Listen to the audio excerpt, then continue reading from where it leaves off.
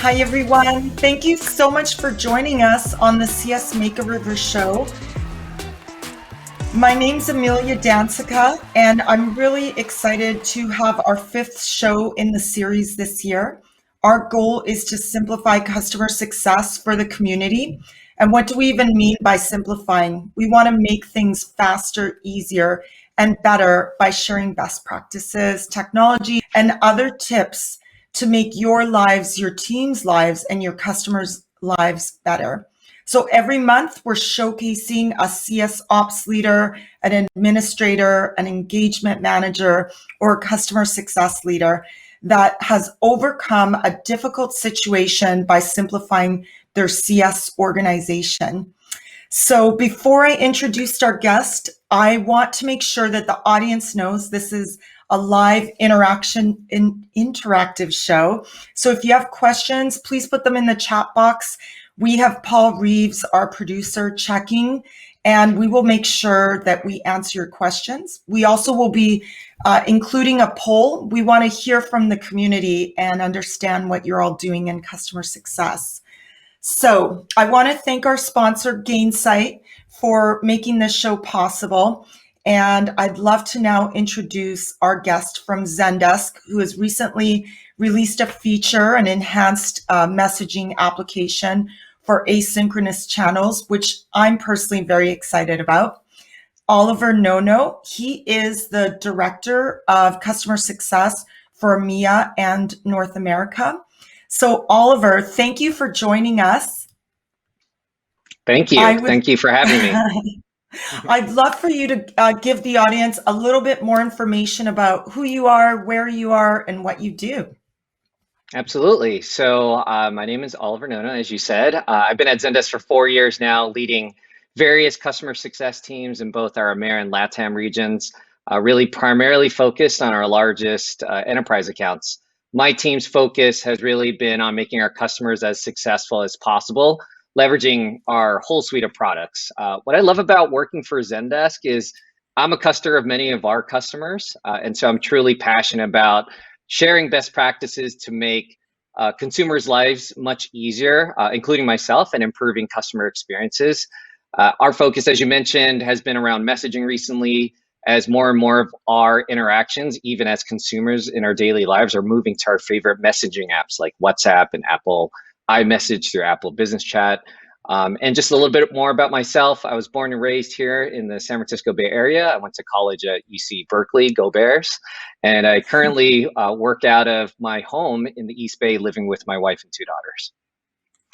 I do want to give a quick shout out to our program manager, Molly Jones, who was going to join me today as part of this. She was recently promoted, so shout out to her for her recent promotion. But she is running a very important summit today and unfortunately not able to join us. Molly was a key partner in our Gainsight project, helping manage the various internal resources that we had. And that was helping us implement Gainsight. And as the saying goes, it took a village, and Molly did an amazing job managing it for all of us. So quick shout out to her. Oh, thanks for doing that. I'm so glad we did a pre-show leading up to this. So we have some of her snippets and her experience. I highly encourage you to go to the Growth Molecules YouTube channel, where you can catch some of Molly's experience and wisdom. So thank you for calling her out.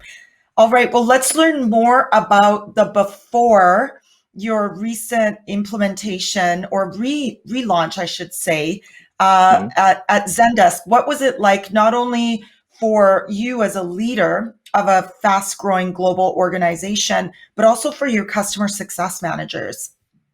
Yeah, absolutely. So we had roughly around 30 people or so globally when I first started 4 years ago. So we've grown quite a bit. Flash forward to when we started the project late in 2020. We had around 160 people in our success org globally at that time, which right now we're actually at 190. So we've even grown since then.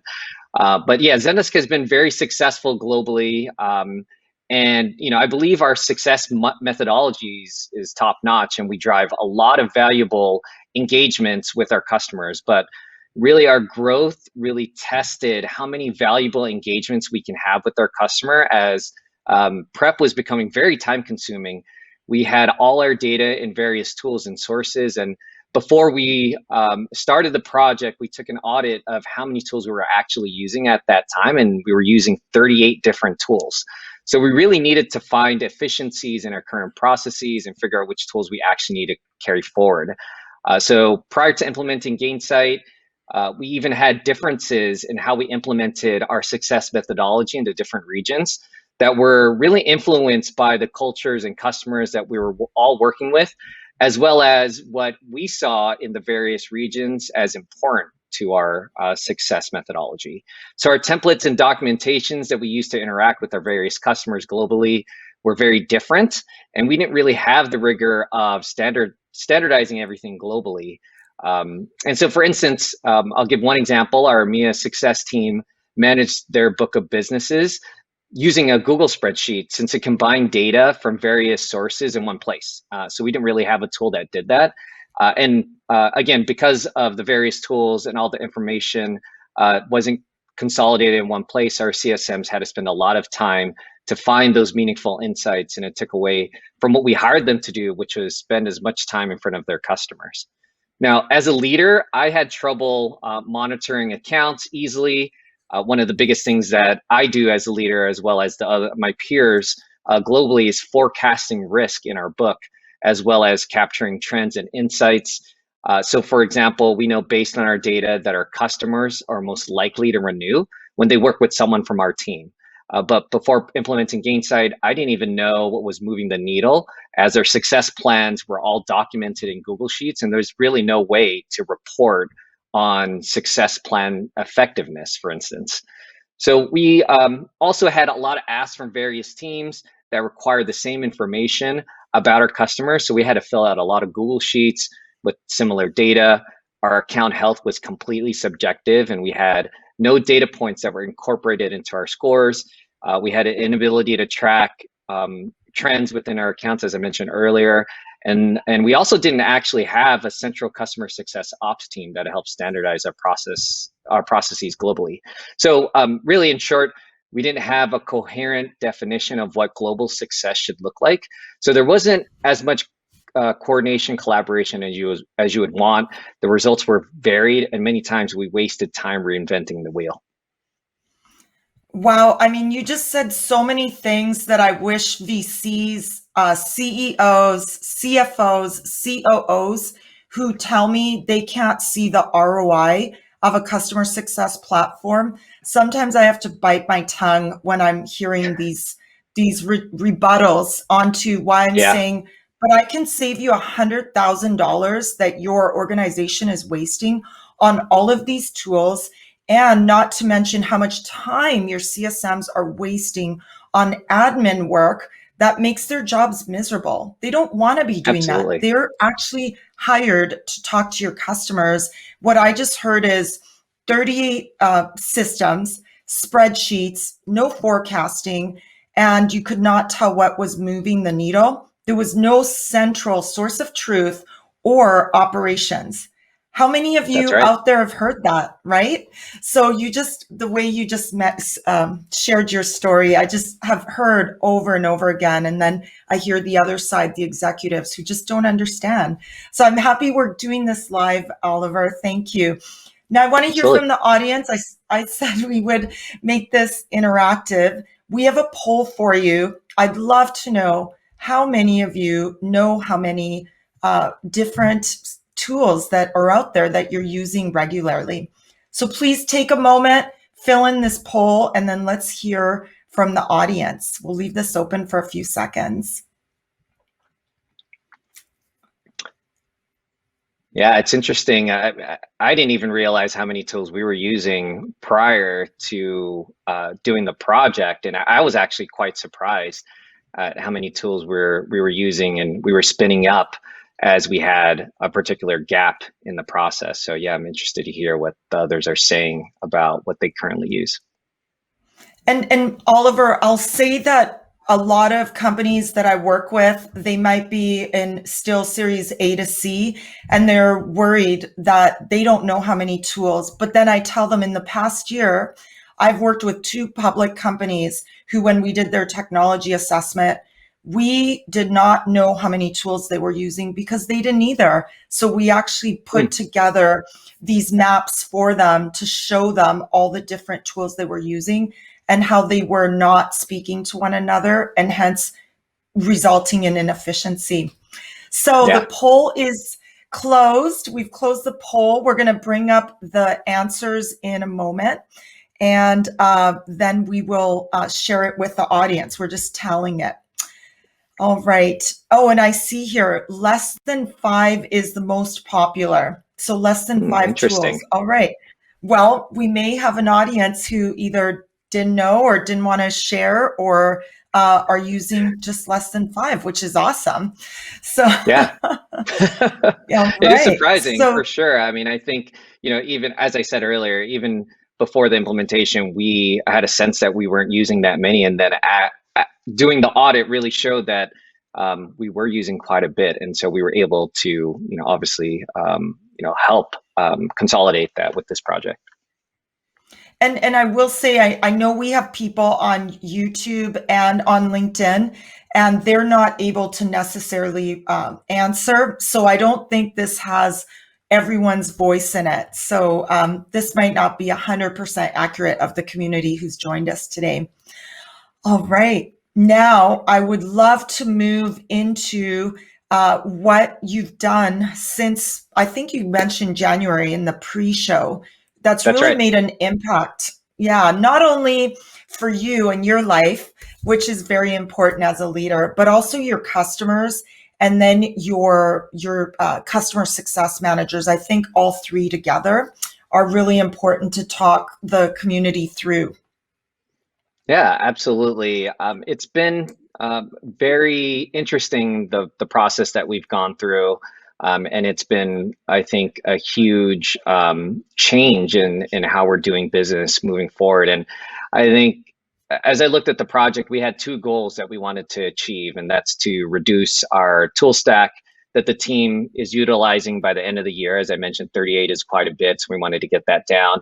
And then we also wanted to increase by 10% the customer facing time our team was doing as a result of the efficiency gains that that we were hoping to get also by the end of the year. And if I had to put in one word what we were driving for was that obviously implementing a tool that consolidates all of the data in one place that could really empower our success team to deliver on some data-driven and scalable account management. And if I look back, I think we've absolutely accomplished that. Though I think there's still iterations that we need to go through to by the end of the year to fully get or achieve the goals that we were looking for. So one of the things that we were able to accomplish since January is definitely having a central location to find all the data points that helps us manage all of our customers and really shorten the time it takes for us to prep for any customer meetings. We're able to drive, as I mentioned, some of the asks that other teams have for some data about our customers, and even drive some of the work that they want us to do with our customers utilizing CTA. So these are outside groups asking us to reach out to our customers. So one recent request that I want to share is that we had a VOC request that is going to be built into the product, and our product team wanted us to validate utilizing a CTA and 4 tasks to make sure that we're reaching out to our customers and then validating that the product request that they're going to release is going to work for our customers. And previously we had to use a spreadsheet to track all the customer interactions, and now we're able to do that through Gainsight, through CTAs. We're also able to build a more comprehensive scorecard. So as I mentioned before, it was really subjective. We only took into consideration the engagements that we're having. Now we're looking at data points like how many tickets they have open and what's their volume, how many agents are activated, how many engagements we're having with our customers driven from the CTAs that we've entered in. And then also if they have a success plan and leveraging sort of that functionality within Gainsight. And then I think the best thing about the scorecard is we can see it changed over time, which is something that was not possible the way that we were doing it before. As I mentioned, we implemented success plans of that functionality. We just released that as part of a phase 2. And so I haven't yet seen it, but we're hoping to drive the reporting and insights so we can see which objectives and tasks are being closed out and seeing the trends over our customer base, and to see, most importantly, like what are customers gravitating towards. So that's something that I'm super excited about. As a leader, as I mentioned, it was hard for me to track engagements. Now it's much easier to do that in Gainsight through the dashboards. They're really responsive and really easy to filter. So I can ensure that my teams are really doing the right things, and we're measuring them through the strategic engagements that we want them to have, like business reviews and even success created opportunities. We were able to definitely reduce our tech stack, and we'll continue to do so by the end of the year. So that should save us money. And then based on this project, we actually formed a customer success ops team. And this is, I think, a huge important change for us. I do want to shout out the people on our success ops team, like Rainey Sivison and Carrie Hall, who are both on the team, as well as our Gainsight admin, Rishab Katod. That team has really helped manage one, our Gainsight implementation, and then our own ongoing management of our Gainsight environment, which is really important to have a team focused in on that. And then with their help, we're slowly and surely getting to everything the CS team does, and then standardizing it, globally, which is something that we didn't have before. And then, the project itself was really a forcing function, as I mentioned, to help us standardize everything globally. And I think through this project, we've really become a more united success organization, as we're opening up conversations with each other on our methodology and best practices. And one of the things that I love seeing is I see requests now as being a part of the Gainsight team that are coming in daily from our global team about improvements that we can make that I didn't hear before, because they weren't surfaced globally. And so that will help and improve our success organization moving forward and allow us to innovate faster than we ever have.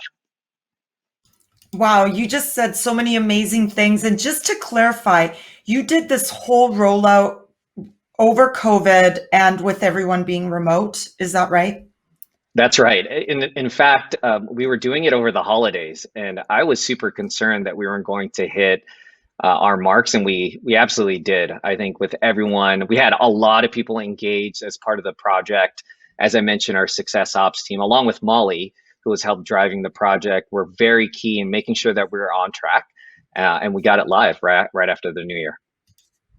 That's so exciting to hear. And I just want to touch on the health score. One of our previous guests, Sabina Pons, when she was at MavenLink, she shared that she built the health scorecard and put in 26 different factors into that health scorecard, which was also in Gainsight. But she mentioned that it was at 86% accuracy rate for measuring Wow. renewals. And now the team has recently updated us and let us know it's at a 91% accuracy rate. Wow. So I may have to invite you back in a year to find out where your accuracy rate is, because I know it takes time to measure, but wanted to throw that out there. If you start measuring, you start putting in all of these different data points, you can just have such rich data to forecast renewals, expansions. So that's really great point. And the other one I want to mention is 10% improvement in efficiency. I mean, that's 4 hours a week. Imagine what you can do with 4 hours and your customers if you weren't filling in spreadsheets and then putting them in Salesforce and everywhere else. So I love that big win for your team. And then, of course, that function of everyone working together. I think that's really hard when you have 190 people on your team and you're global, right? There are cultural differences, time differences. That's a really big win. Okay, well, thank you. I want to make sure we take questions now from the audience, and we already have one. So if you have questions, please put them in the chat boxes. We have Paul Reeves, our producer, checking them. So there's a question: do all customer success managers perform the same tasks from onboarding to renewals and upsells, or do they focus on specific phases across the journey? That's a great question. So our success team focuses in on all of the milestones post implementation. So we are introduced after the customer goes live, and then we hit various milestones as part of our methodology to ensure that the customer is getting the ROI that they expected. So we work with them. We do a lot of shadowing of how our customers are using it. I think one of the great things about Zendesk is it's very flexible, but that means that our customers use it in very different ways, and so we want to make sure that we understand the use case, and then we drive success plans from there, and then meeting with them on a regular basis up, and then doing a business review up into renewal. So those are typically the cycles that we do on a yearly basis, and there's a lot of work that the team does to ensure that the customers are seeing the value. All right, so that success plan, just to dive a little bit deeper, that lives in Gainsight, and then you had mentioned that you're reducing time to prepare those. Is it because it's in a central place and they're able to import data of the customer, or That's did right. I get that wrong? Okay. No, that's right. Okay, Yes, great. I think and we just released the success plan. So there's right now what we're doing is migrating what we have in the Google Sheets into Gainsight, and it's very manual at this point, creating all the objectives and tasks. But once we get it all in there, yes, the point is that they're going to be able to save a lot of time, because a lot of the data points that they would look at outside would not be centralized in that Google spreadsheet. So with that function and all the data driving in there, and then prepping for meetings, even if we're checking in about those success plans, is going to be a lot faster because it's all in one place. All right. And so that was from Oliver Plain. Thank you for that question, Oliver. All right, I have another one. Lots of Olivers today. So does Gainsight cover all phases of the customer success journey? It does. Yeah, it covers all phases. So we've got 4 experiences at Zendesk, and all of those teams are now on. Our renewals team is part of our success team, so they're also on Gainsight. So yes, all phases of the customer success journey is covered, and we've implemented that in Gainsight. Now, as I mentioned earlier, we're continuing to iterate, on what we have in there. Similar to if you're moving into a new house, there's still things that you want to accomplish even after you unpack your boxes. And so that's what we're doing right now. There's more things that we want to implement, more reporting that we want to do, more automated CTAs, more data that we can plug in to Gainsight. And so we're still working on it. And I think, yeah, I'd love to come back in a year's time and even tout the great things that we've done since today. Yeah, I think, and one of our earlier guests said this, you have to roll these type of applications out in phases, your APIs, your different teams using them, especially global teams. If you try to do everything at once, you're going to set yourself up for failure. So I love the phase approach. And for our audience, if you go to simplifyingcs.com, one of our previous guests, Kelly Hall, shared from Malwarebytes her phased implementation over the course of 6 months. Highly encourage you to download it. It's free, and I'm hearing great results from leveraging that guide. So on to the next question. How does a customer success team collaborate with growth PMs to increase your acquisition as well as retention?